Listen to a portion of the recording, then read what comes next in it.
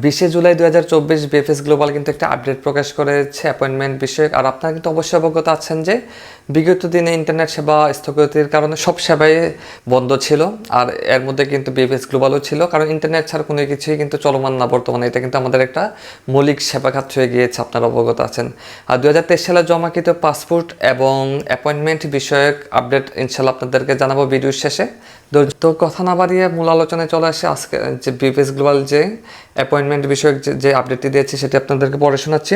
Please note that our visa application centre in Chittagong, Dhaka and Sylhet will be closed on Thursday 25 July 2024 due to the internet suspension imposed by the government. অর্থাৎ internet সেবা বন্ধ থাকার কারণে BFS গ্লোবালের যে সেবা কেন্দ্রগুলো আছে ঢাকা, চট্টগ্রাম, সিলেটের এই বিএফএস গ্লোবালের সেন্টারগুলো অফ থাকবে 25 জুলাই পর্যন্ত, বৃহস্পতিবার পর্যন্ত অফ থাকবে।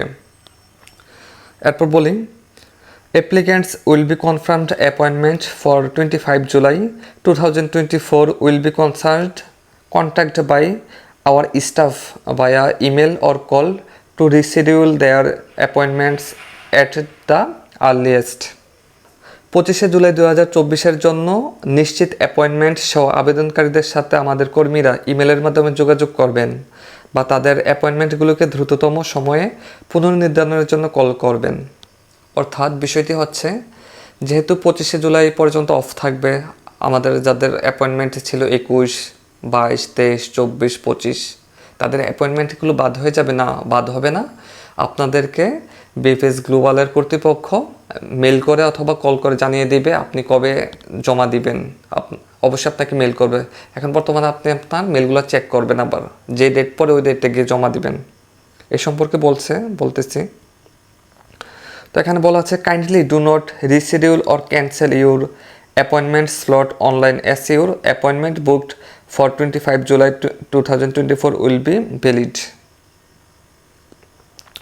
অনুগ্রহ করে অনলাইনে আপনার অ্যাপয়েন্টমেন্ট স্লট পুনর্নির্ধারণ বা বাতিল করবেন না, কারণ আপনার 25 জুলাই 2024 জন্য বুক করা অ্যাপয়েন্টমেন্ট বৈধ থাকবে।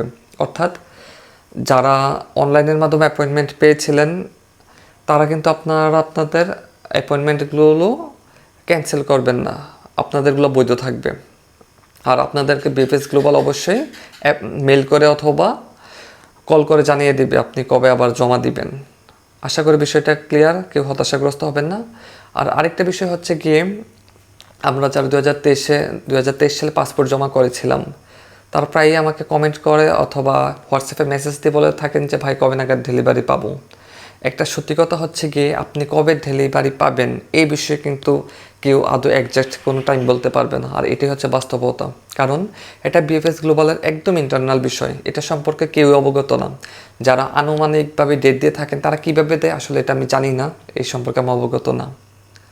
আর আরেকটা বিষয় হচ্ছে, যদি কোনো ভাই ভিসা পেয়ে থাকে অথবা ডেলিভারি ডেট পেয়ে থাকে, এই বিষয়গুলো শুনলে কিন্তু আসলে নিজের মনের মাঝে একটা শান্তি পায় যে না, পাশের ভাই পাচ্ছে, ইনশাল্লাহ আমিও পাবো, দেরিতে হয়েও পাবো, একটা বিশ্বাস জাগ্রত হয়, আশা জাগ্রত হয়। আর যারা অ্যাপয়েন্টমেন্টের জন্য মেল করেছেন বিএফএস গ্লোবালকে, বর্তমানে কিন্তু যারা এপ্রিল মাসে মেল করেছিলেন, বিএফএস গ্লোবাল কিন্তু তাদেরকে এখন মেল করে জানিয়ে দিচ্ছে যে আপনি অক্টোবর মাসে জমা দিবেন। আর এই সুবাদে বলা যাচ্ছে যে যারা এপ্রিলের পরে ধারাবাহিকভাবে মেল করেছেন ইনশাল্লাহ আপনারাও পেয়ে যাবেন। আর এজন্য অবশ্যই ধৈর্য ধরতে হবে। আর আপনার নুল্যস্তা যদি বৈধ হয় অর্থাৎ অরিজিনাল হয়, আপনি কিন্তু দেরিতে হলেও ডেট পাবেন, এটা আপনি একদম বিশ্বাস রাখেন।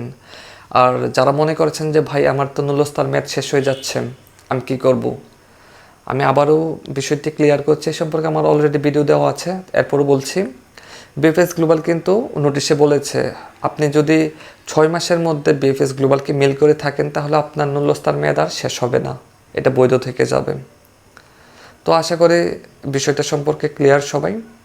আর বিএফএস গ্লোবালের আপডেটগুলো পরিবর্তনশীল, যদি এর মধ্যে কোনো আপডেট দিয়ে থাকে আবারও ইনশাল্লাহ আপনাদেরকে সাথে সাথে জানিয়ে দেওয়ার চেষ্টা করব।